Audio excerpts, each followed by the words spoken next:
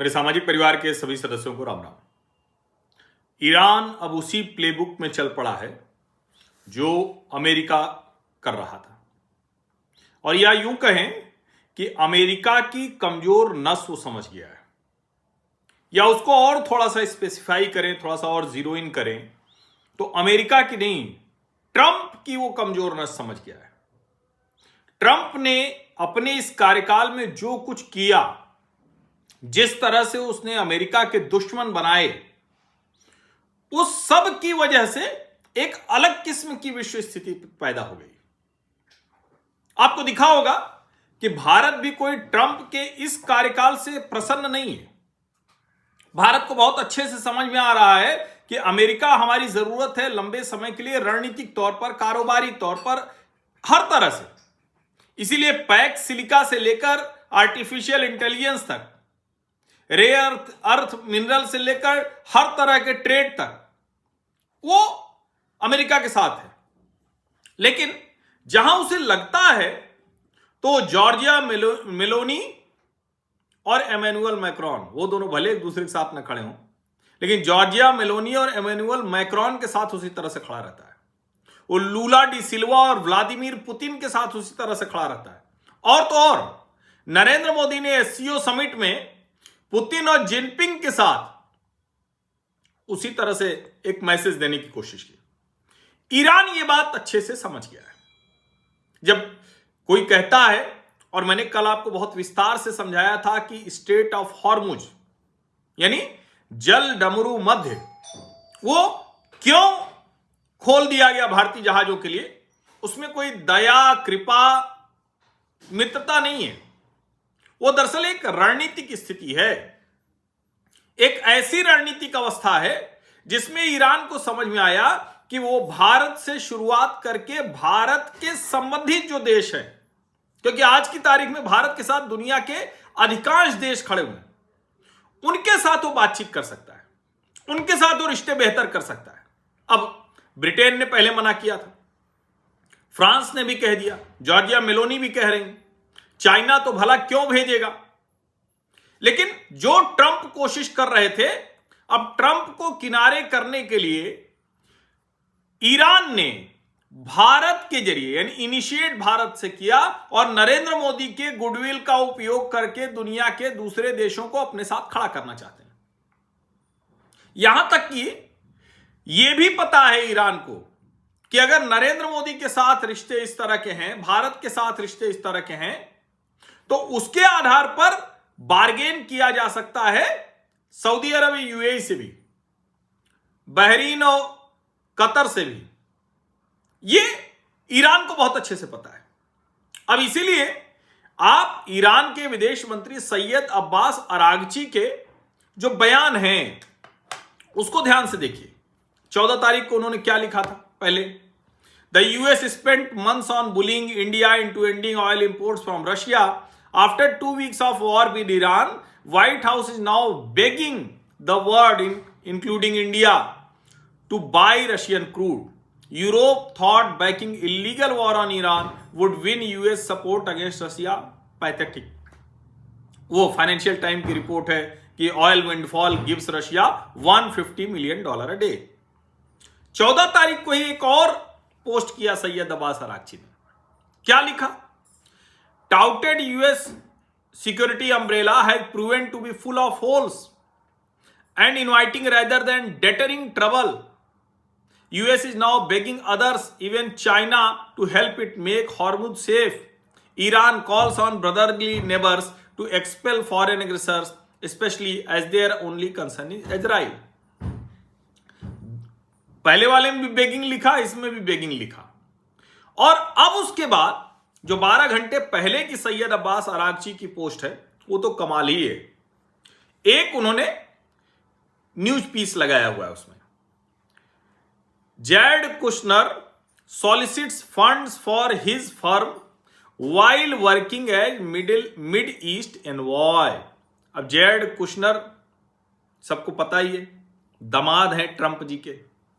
President Trump's son-in-law is trying to raise $5 billion or more from foreign governments and others for his private equity firm.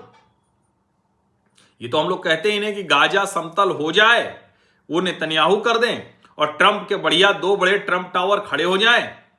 यही है, भारत में भी उनके Trump tower हैं, बड़े शानदार बिल्डिंग बनाते हैं, वो बहुत हाई क्लास, लेकिन बहुत पैसा भी लेते हैं।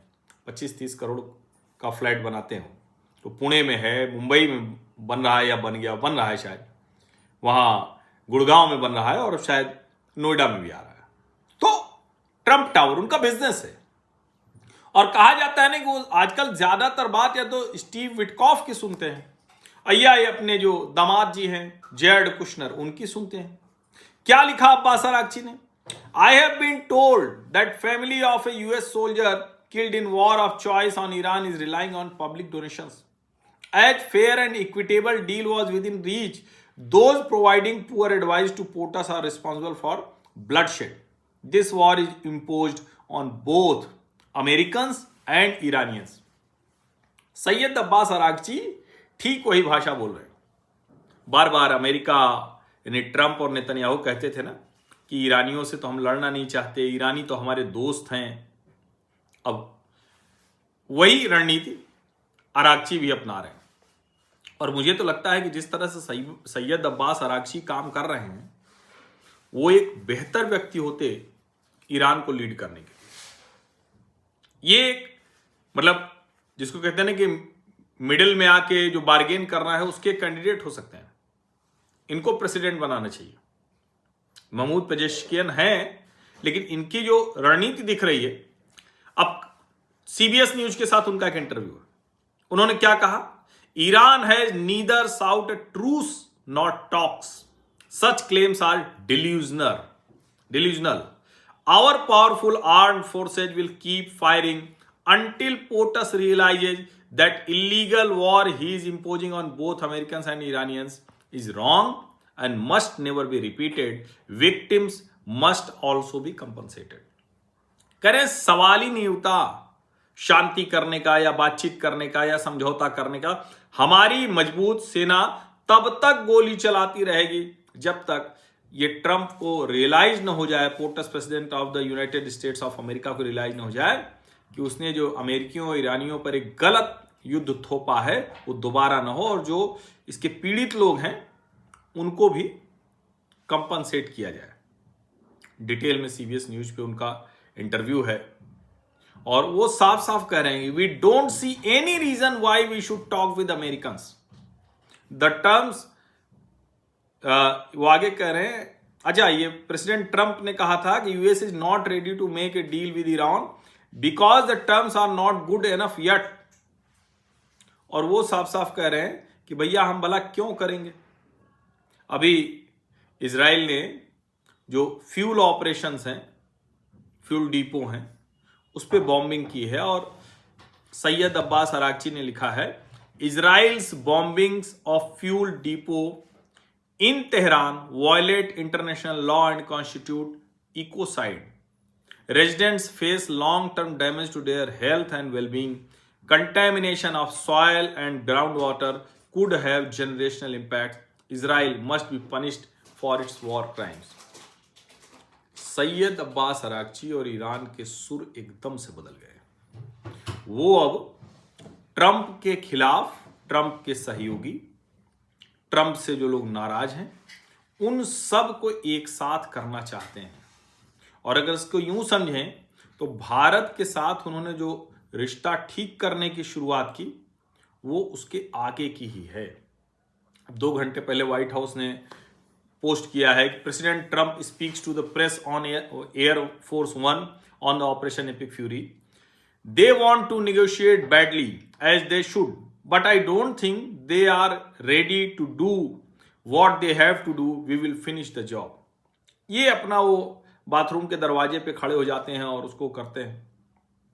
अब ट्रंप परेशान है। ट्रंप कह रहे हैं कि Iran has long been known as a master of media manipulation and public relation. कमाल है, वेस्ट के आगे ईरान इस स्थिति में आ गया कि मीडिया मैनिपुलेट कर ले रहा है। They are militarily ineffective and weak but are really good at feeding the very appreciative of fake news media false information. वो कह रहे हैं कि सेना लड़ नहीं पा रही है लेकिन फेक न्यूज फैला रहे हैं। Now AI has become another disinformation weapon that Iran uses quite well, considering they are being annihilated by the day. वो कह रहे धीरे धीरे वो समाप्ति उनकी ओर हो रहा है, लेकिन आर्टिफिशियल इंटेलिजेंस और दूसरी तरीकों से ये इसको आगे बढ़ा रहे हैं। अब चाहे वो जो कहें ट्रम्प, लेकिन ट्रम्प का पक्ष कमजोर दिख रहा है और ईरान जो उसने शुरुआत भारत के जहाज़ों को पार कराने से की, वो आगे दिख रहा है कि वो शुरुआत अब और आगे बढ़ चुकी है। और इसको अगर यूं भी देखें तो उनको पता है कि भारत के साथ जो हमारे रिश्ते हैं वो अलग तरह के हैं और हम उसका उपयोग अमेरिका के विरुद्ध कर सकते हैं। तो एक तरह से कह सकते हैं कि ईरान, उसके लिए भारत अब बड़ा महत्वपूर्ण है, इसको आप समझिए।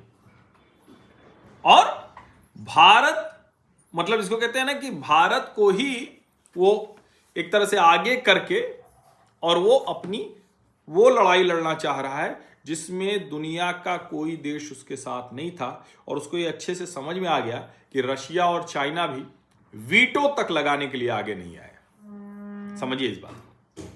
और भारत जिस भूमिका में है वो भले उस तरह से निंदा नहीं किया, उस तरह से खामनेई के लिए शोक नहीं प्रकट किया, बाद में जब वो कॉन्डोलेंस बुक रखी गई तब वो किया, लेकिन उसकी भूमिका, उसकी शक्ति बहुत अच्छे से उसको पता है।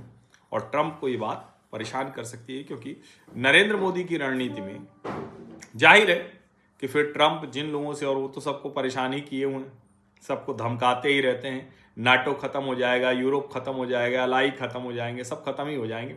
तो दुनिया अब थोड़ा बदल गई है और उसमें ईरान को समझ में आ गया है कि भारत की क्या भूमिका होने वाली है। सब कुछ इसीलिए बदला बदला सा नजर आ रहा है। और एक और जहाज कल पार कर गया स्ट्रेट ऑफ हॉर्मुज। लगभग सभी जहाज पार कर जाएंगे, एकदम निश्चिंत रहिए। आप सभी का बहुत बहुत धन्यवाद। सब्सक्राइब अवश्य कर लीजिए, नोटिफिकेशन वाली घंटी दबा दीजिए, लाइक का बटन दबा दीजिए, अधिक से अधिक लोगों तक इस वीडियो को पहुंचा दीजिए। धन्यवाद।